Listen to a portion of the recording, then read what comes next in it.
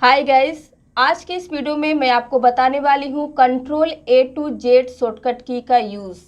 आप इन शॉर्टकट की का यूज़ करके घंटों के काम को मिनटों में कर सकते हैं, लेकिन इसके लिए आपको सीखना होगा।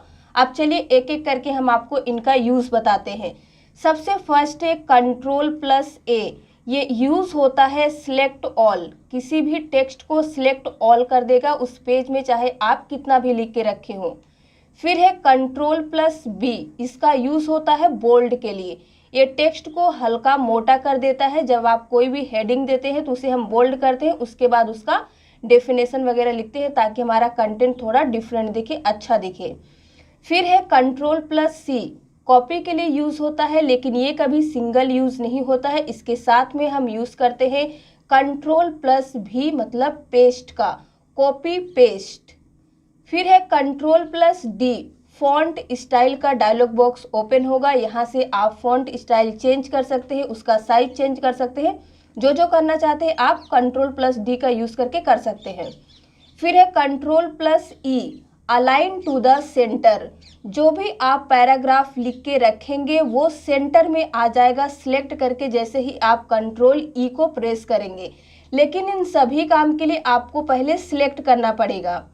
फिर है हमारा कंट्रोल+F। इसका यूज़ होता है फाइंड द टेक्स्ट। किसी भी टेक्स्ट को फाइंड करने के लिए आप कंट्रोल+F का यूज़ करके कर सकते हैं। कंट्रोल+G, गो टू। ये आप एक पेज से दूसरे पेज में जाने के लिए या एक लाइन से दूसरे लाइन में जाने के लिए हम गो टू का यूज़ करते हैं। फिर है कंट्रोल+H। ये यूज़ होता है रिप्लेस के लिए। सपोज आपने जमशेदपुर लिखा है, अब आप उसे चेंज करना चाहते हैं झारखंड में, तो आप क्या करेंगे, पहले फाइंड करेंगे और रिप्लेस के जगह पे झारखंड लिख देंगे और रिप्लेस ऑल करेंगे, तो उस पेज में जहाँ जहाँ जमशेदपुर रहेगा वो झारखंड में बन जाएगा। फाइंड, गो टू, रिप्लेस, ये आपको तीनों एक ही डायलॉग बॉक्स में मिल जाएंगे, लेकिन तीनों का शॉर्टकट की अलग है। कोई भी प्रेस करेंगे तीनों चीज़ आप एक ही जगह से कर सकते हैं। फिर है हमारा कंट्रोल+I। ये यूज़ होता है इटैलिक के लिए। इसका मतलब हल्का टेक्स्ट इस तरह से तिरछा हो जाता है। कंट्रोल+J, जस्टिफाई के लिए यूज़ होता है कंट्रोल+J। जैसे कि आपने एक पैराग्राफ लिखा है, एक लाइन यहाँ से, एक लाइन यहाँ है, एक लाइन यहाँ है। अगर आप जैसे ही सिलेक्ट करके कंट्रोल+J प्रेस करेंगे तो ये क्या होगा, जस्टिफाई हो जाएगा, तीनों लाइन एकदम बराबर हो जाएगा। इस तरह का आपका पैराग्राफ बहुत अच्छा सुंदर दिखेगा। आप जरूर इसका यूज़ कीजिएगा। फिर है कंट्रोल+K।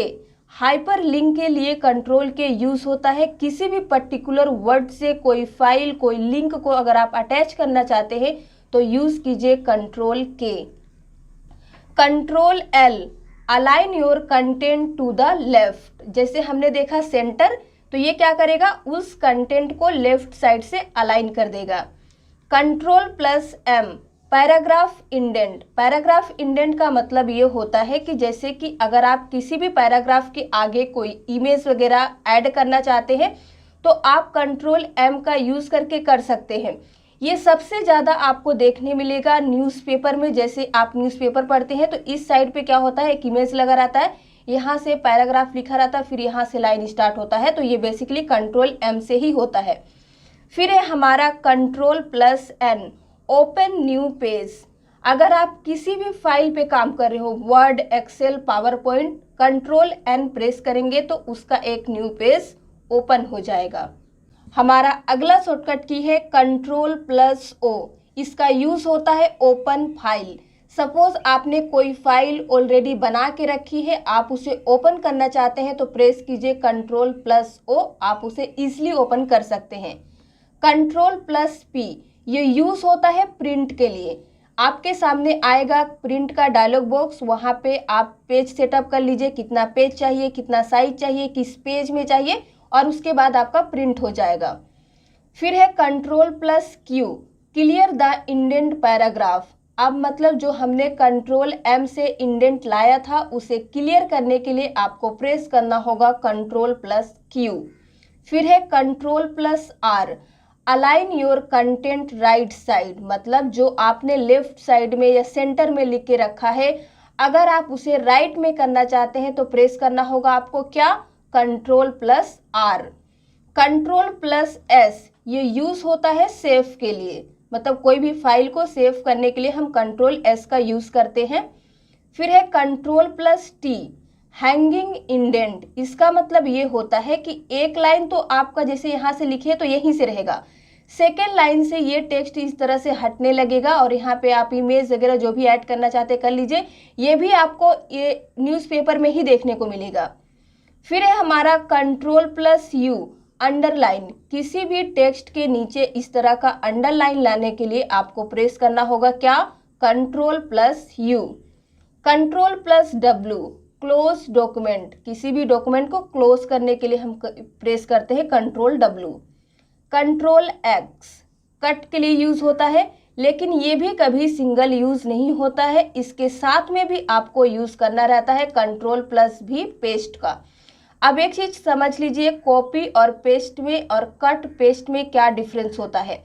कॉपी पेस्ट में ये होता है कि आप किसी भी चीज को कॉपी करके पेस्ट करेंगे तो ये यहाँ पे तो रहेगा, लेकिन यहाँ पेस्ट करेंगे तो यहाँ पे भी जाते रहेगा जब तक आप पेस्ट करेंगे। लेकिन जब बात करें कट और पेस्ट का तो क्या होता है, यहाँ से आप जैसे ही कट करेंगे यहाँ पेस्ट कीजिए, पेस्ट करते रहिए, यहाँ तो आते रहेगा, लेकिन ये वाला चीज यहाँ से हमेशा के लिए हट जाता है। यही है डिफरेंस कॉपी पेस्ट और कट पेस्ट में। फिर है हमारा Ctrl+Y रीडू इसे कहते हैं रीडू, इसके लिए यूज होता है। फिर है Ctrl+Z अंडू के लिए यूज होता है। ये दोनों भी साथ में यूज होते हैं। अब समझिए, आपने कुछ लिखा और वो डिलीट हो गया तो आप तुरंत प्रेस कीजिए Ctrl+Z तो वो आ जाएगा, तो क्या कहेंगे उसे, बैकवर्ड एक्शन। अब जो आ गया है आप चाहते हैं फिर से डिलीट हो जाए तो आप प्रेस कर दीजिए Ctrl+Y तो क्या होगा, फॉरवर्ड एक्शन हो जाएगा। आप इसका प्रैक्टिकल जरूर कीजिएगा। अगर आप कुछ भी लिखते हैं, डेटा एंट्री का भी काम करते हैं तो इन शॉर्टकट की का बहुत ज़्यादा यूज़ होता है। आप इनका यूज़ करके अपने टाइम को सेव कर सकते हैं। तो आज के लिए बस इतना ही। अगर वीडियो पसंद आया हो तो प्लीज़ लाइक कर दीजिए, शेयर कर दीजिए।